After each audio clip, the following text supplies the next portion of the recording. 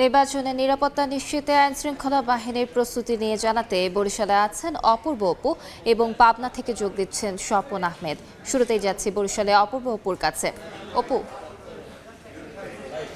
কাল বাদে পরশু 12 ফেব্রুয়ারি ত্রয়োদশ জাতীয় সংসদ নির্বাচন, আর নির্বাচনের এরই মধ্যে প্রচার প্রচারণার আনুষ্ঠানিকতা সব শেষ হয়ে গিয়েছে। বিধিনিষেধ অনুযায়ী এই মুহূর্তে যেটি চলছে, বরিশালের সবগুলো আসনই আমরা দেখছি আইন শৃঙ্খলা রক্ষাকারী বাহিনী তাদের যে তৎপরতা সেটি একদম চোখে পড়ার মতন।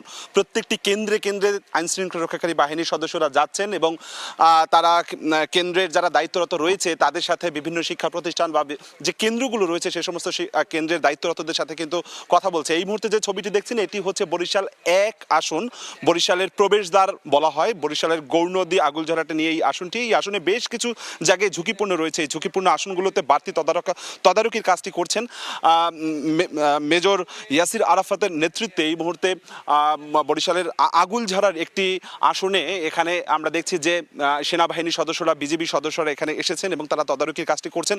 সেই সাথে সাথে সিসি ক্যামেরা আছে কিনা সেটি তারা নিশ্চিত করছেন। তারা বলছেন যে সাধারণ যে ভোট কেন্দ্রগুলো রয়েছে সেখানে 2টি করে সিসি ক্যামেরা থাকবে এবং সাধারণের বাইরে ঝুঁকিপূর্ণ যে কেন্দ্রগুলো রয়েছে সে সমস্ত জায়গায় 6টি করে সিসি ক্যামেরা বসানোর নির্দেশনা রয়েছে নির্বাচন কমিশন থেকে। এবং তারা বলছেন যে ভোটকে ঘিরে কোনো ধরনের অপ্রীতিকর ঘটনা যাতে না ঘটে সেই জন্য সেনাবাহিনী, বিজিবি, পুলিশ বা আইন শৃঙ্খলা রক্ষাকারী বাহিনীর যে যতগুলো ইউনিট আছে তারা একদম আজকে থেকে মাঠে কড়াকড়িভাবে রয়েছে।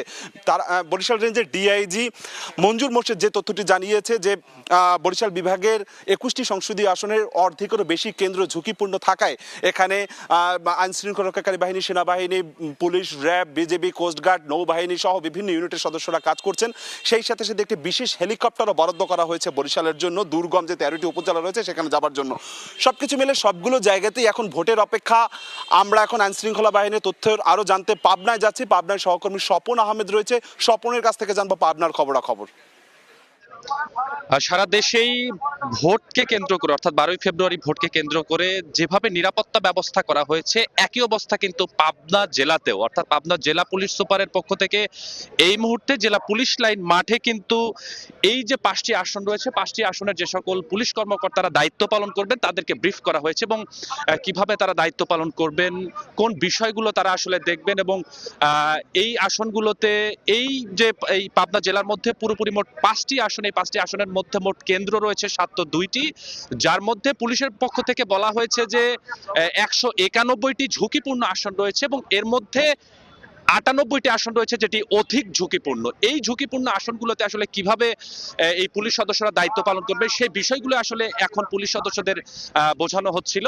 তারা বলছেন যে আমি কিছুক্ষণ আগেই এই জেলার যে পুলিশ সুপার রয়েছেন আনোয়ারুল জাহিদ তার সাথে কথা বলেছি। তিনি বলছেন যে যেসব ঝুঁকিপূর্ণ এবং অধিক ঝুঁকিপূর্ণ যে সকল কেন্দ্র রয়েছে সেই কেন্দ্রগুলোতে কিন্তু বাড়তি নিরাপত্তা ব্যবস্থা থাকবে। এছাড়াও এই 702টি যে কেন্দ্র রয়েছে সেই কেন্দ্রগুলোতেও কিন্তু ব্যাপক নিরাপত্তা ব্যবস্থা দেওয়া হবে। অর্থাৎ বলা যায় যে এই 12 ফেব্রুয়ারির ত্রয়োদশ জাতীয় সংসদ নির্বাচনের ভোটকে কেন্দ্র করে কিন্তু ব্যাপক উৎসাহ উদ্দীপনাও যেরকম পুলিশ সদস্যদের মধ্যে রয়েছে, পাশাপাশি তারা বলছেন যে ভোটারদের ভোট কেন্দ্রে উপস্থিত হওয়ার জন্য যে ধরনের নিরাপত্তা ব্যবস্থা দরকার সেটি কিন্তু পুলিশ প্রশাসনের পক্ষ থেকে করা হবে।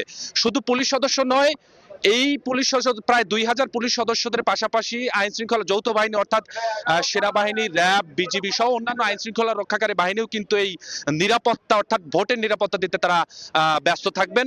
পাশাপাশি আরেকটি বিষয় বলতে হয়, কোনো ধরনের পক্ষপাতিত্ব যদি দেখে কোনো পুলিশ সদস্যের, তাৎক্ষণিক কিন্তু এই পুলিশ মহোদয় এই ব্যবস্থা নেবে, এমনটি পুলিশ সুপার যিনি রয়েছেন তিনি আমাদেরকে জানিয়েছেন। তো এখন পর্যন্ত এই ছিল আমার কাছ থেকে পাবনার আসনগুলোতে নিরাপত্তা ব্যবস্থা নিয়ে সবশেষ।